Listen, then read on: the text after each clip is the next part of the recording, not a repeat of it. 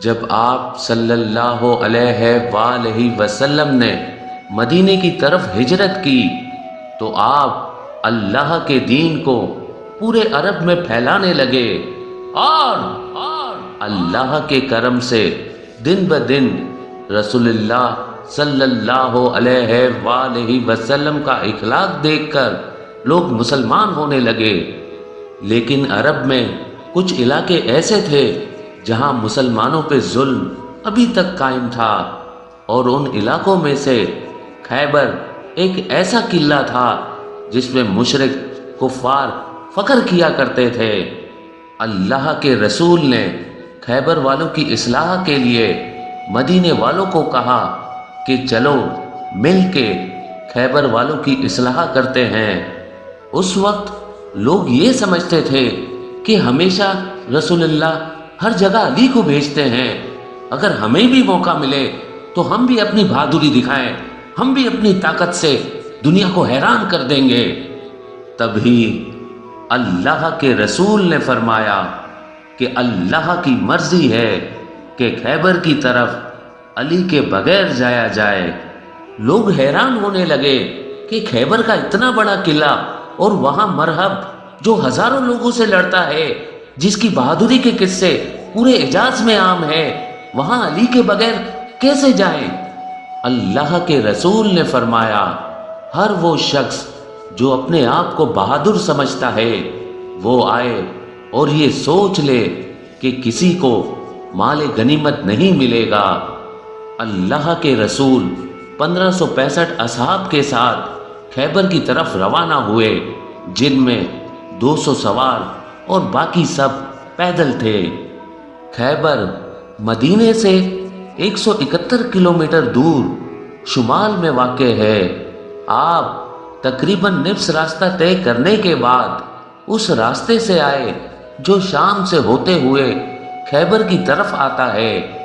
آپ جب خیبر کے قریب پہنچے تو کچھ منافقین نے آپ کے آنے کی خبر پہلے ہی خیبر پہنچا دی تھی۔ خیبر والے اپنے قلعے پہ کھڑے ہو کر زور زور سے ہنسنے لگے اور یہ کہنے لگے کہ اے محمد، یہ مٹھی بھر لوگ آپ لے کے یہ قلعہ فتح کرنے آئے ہیں۔ سب زور زور سے ہنس رہے تھے اور یہ کہہ رہے تھے کیا آپ مرہب کی تلوار سے نا واقف ہیں؟ کیا آپ حارث کی تلوار سے نا واقف ہیں؟ جاؤ ورنہ سب خامخواہ مارے جاؤ گے۔ اللہ کے رسول نے نظروں کو اٹھایا اور فرمانے لگے اے اپنی جھوٹی طاقت پہ غرور کرنے والے، سن لے، ہم یہ تیرا قلعہ 40 دن میں فتح کریں گے۔ بس وہاں وہ مشرک ہنستے رہے اور یہاں یہ مسلمان ڈرتے رہے کہ اتنے ہزار لوگوں سے جن کے پاس نیزے تلواریں بھالے ہیں اور ہمارے پاس تو سوائے ان تھوڑی تلواروں کے کچھ نہیں۔ لیکن پھر بھی رسول اللہ کی زبان پہ یقین رکھتے ہوئے وہ خیبر سے تھوڑا ہی دور خیام لگا کے رہنے لگے۔ خیبر والوں نے کہا کہ دیر کس بات کی، چلو ان مٹھی بھر لوگوں کو مار دیتے ہیں۔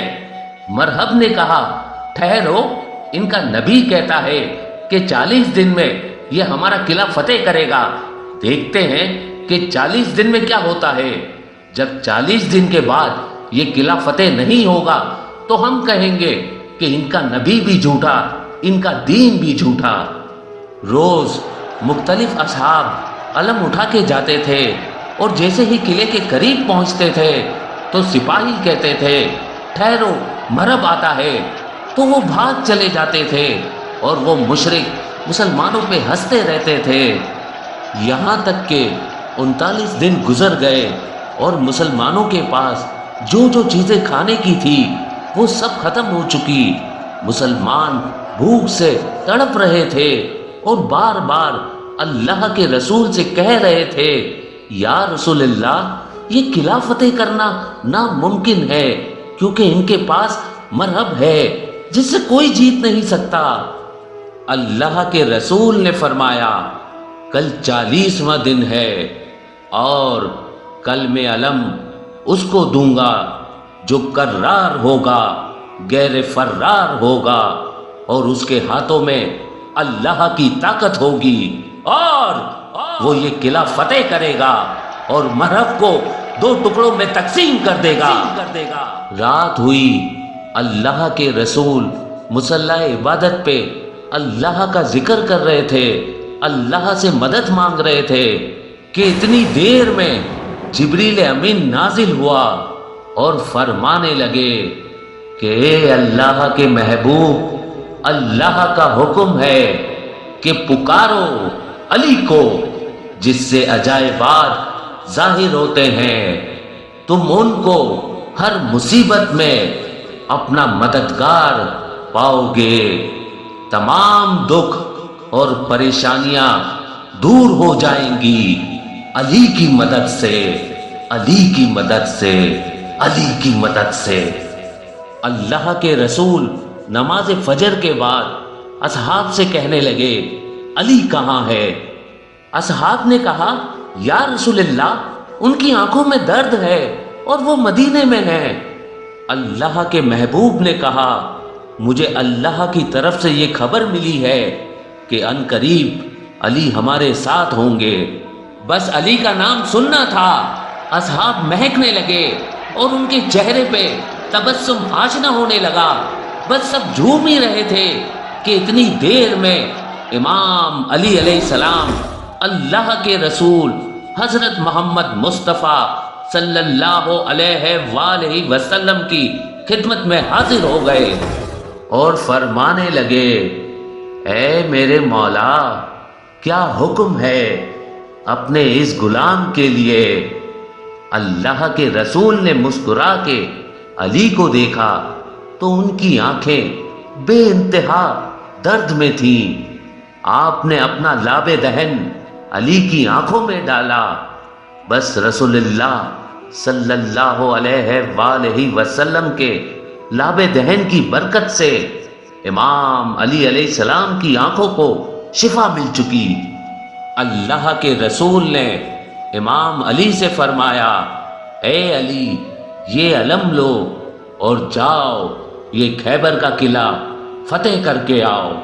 بس اللہ کے رسول کا یہ کہنا تھا، امام علی علیہ السلام علم لے کے خیبر کے قلعے کی طرف گئے اور فرمانے لگے لا الہ الا اللہ محمد رسول اللہ۔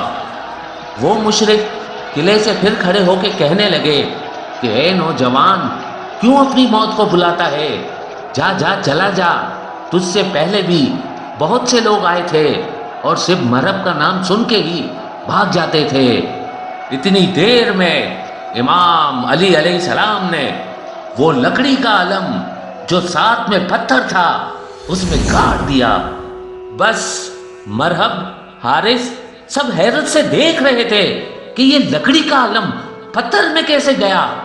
تو خیبر کے نجومیوں نے کہا اس پہ حیرت کی کوئی بات نہیں، ہم آسمان میں دیکھ رہے ہیں 7000 سال بعد جب ولاد اور وسط کے ستارے ایک ساتھ کھڑے ہوتے ہیں تو زمین کے پتھر موم بن جاتے ہیں۔ لگتا ہے یہ بہت بڑا نجومی ہے، اس کو معلوم تھا کہ یہ وہی لمحہ ہے، تبھی اس نے ایسا کیا۔ ابھی یہ بات چل ہی رہی تھی کہ امام علی علیہ السلام نے اس علم کو دوبارہ اٹھایا، پھر پتھر میں گاڑا، پھر اٹھایا، پھر پتھر میں گاڑا، پھر اٹھایا، پھر پتھر میں گاڑا۔ مرحب پوچھنے لگا پھر یہ کیا ہے؟ وہ نجومی کہنے لگے یہ بات ہمارے سمجھ سے بالاتر ہے، جیسے جیسے یہ علم اٹھاتا ہے ویسے ویسے یہ ستارے حرکت پاتے ہیں، جیسے جیسے یہ علم لگاتا ہے ویسے ویسے یہ ستارے حرکت پاتے ہیں۔ لگتا یوں ہے کہ یہ ستاروں کو نہیں بلکہ ستارے اس کو دیکھ کے چل رہے ہیں۔ اتنی دیر میں مرحب کا بھائی حارث کہنے لگا مرحب آپ تکلیف نہ کریں، اس کو تو میں ہی مار کے آؤں گا۔ حارث جیسے ہی اپنا لباس تلوار لے کے قلعے سے باہر گیا اور کہنے لگا میں حارث ہوں، اگر بھاگنا چاہتے ہو تو بھاگ جاؤ۔ امام علی علیہ السلام نے فرمایا اے شخص، نہ ہم بھاگنے آئے ہیں نہ ہم کسی کو قتل کرنے آئے ہیں، ہم تو صرف یہ چاہتے ہیں کہ تم اپنی اصلاح کرو، اللہ کے دین کو قبول کرو، دنیا و آخرت میں سرخرو رہو۔ اتنی دیر میں حارث نے جیسے ہی وار کیا، امام علی علیہ السلام نے اس وار کو روکا اور ایک ہی وار میں حارث کو فنار کر دیا۔ مسلمان اللہ اکبر کہنے لگے اور مشرک سر پیٹنے لگے۔ یہ منظر جب مرہب نے دیکھا تو اسے اور بھی غصہ آیا۔ اس نے کہا میری تلوار لاؤ، اس مسلمانوں کی موت میرے ہاتھوں لکھی ہے۔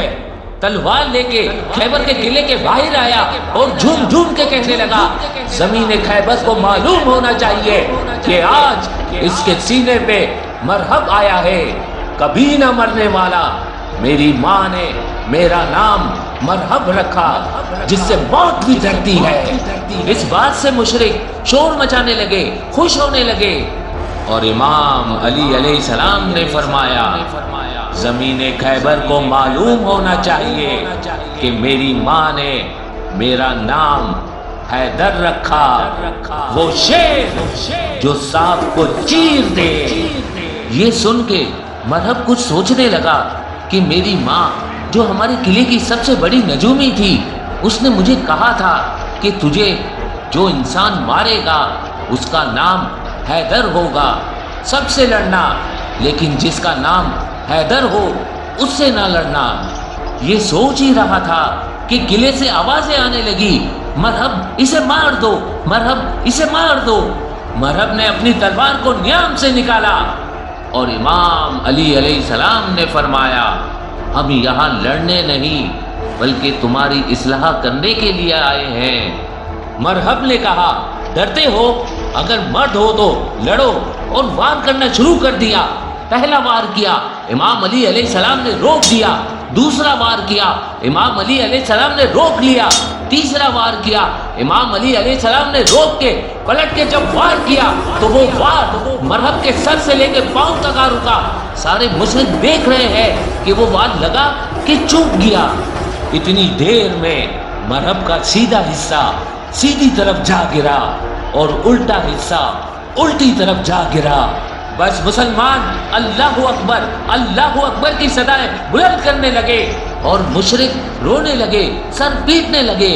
اتنی دیر میں جیسے ہی خیبر کے قلعے کے دروازے کو بند کرنا چاہا، وہ دروازہ جو 40 اونٹ 40 ہاتھی بند کیا کرتے تھے، امام علی علیہ السلام اس دروازے کے قریب گئے اور اپنے ہاتھ سے اس دروازے کو پکڑا اور اس کا آدھا حصہ فضا میں پھینک دیا اور آدھا حصہ اپنے ہاتھوں سے پکڑے ہوئے تھے، اور تمام مسلمانوں سے فرمانے لگے کہ جاؤ قلعے کے اندر داخل ہو جاؤ۔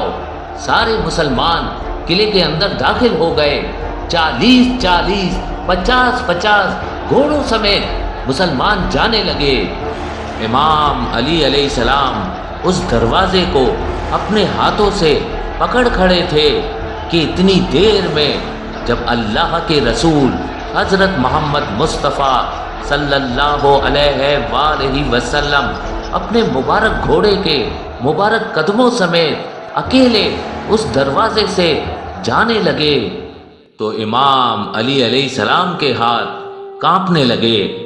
اصحاب نے پوچھا یا علی، ہم سینکڑوں لوگ دروازے کے اوپر سے جا رہے تھے، آپ کے ہاتھ نہیں کانپے؟